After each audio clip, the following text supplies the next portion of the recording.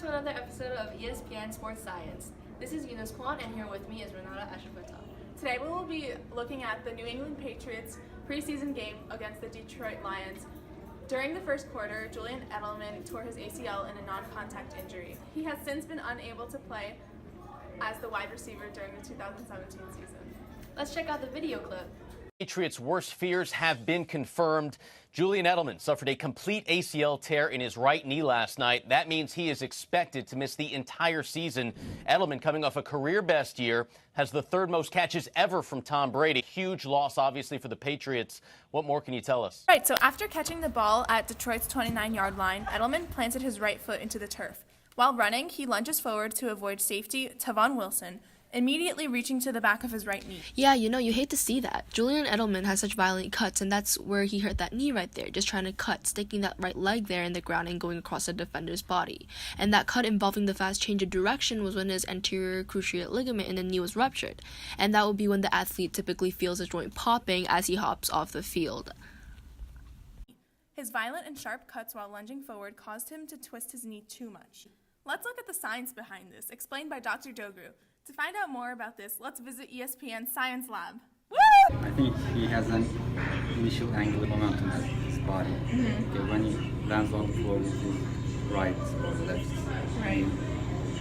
that rotation continues. Mm-hmm. Okay, because there's no friction. Yeah. But there is friction from the ground, so that rotation is being stopped partially. So lower part of the body stops, but upper part continues with the same rotation. So that connection in the knee is instead of moving as a whole, it does this. Yeah.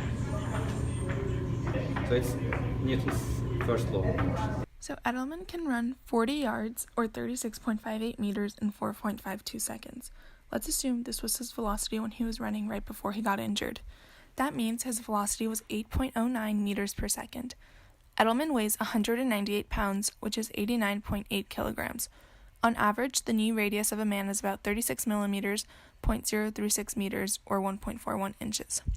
So his initial angular momentum would be radius times mass times velocity. So 0.036 meters times 89.8 kilograms times 8.09 meters per second equals 26.2 kilograms meters squared per second.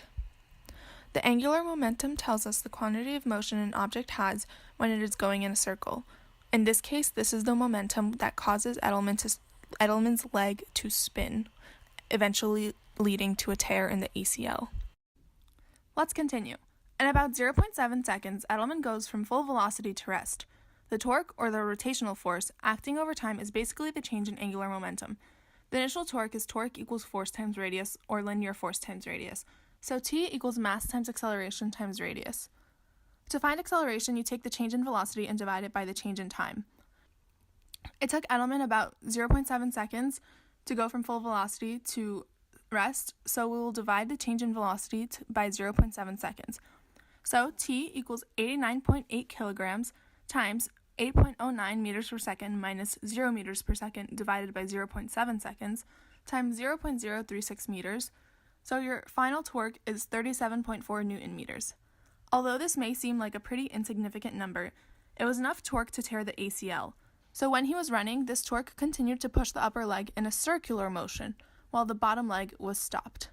Wow, that was a pretty bad injury. I would agree. Tearing an ACL for any athlete is a very devastating injury. So Edelman will have to undergo an anterior cruciate ligament repairment surgery to fix his ACL.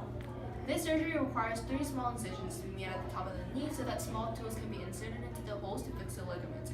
Afterwards, Edelman will be required to take a few months and up to a year for healing and recovery. He may not be able to return until 2 seasons later after extreme physical therapy. Athletes who play these contact sports, such as football, are prone to these kinds of injuries, such as the ACL tear that we just talked about. It is important to take extreme precautions when playing these sports to prevent all of these injuries from happening in the first place.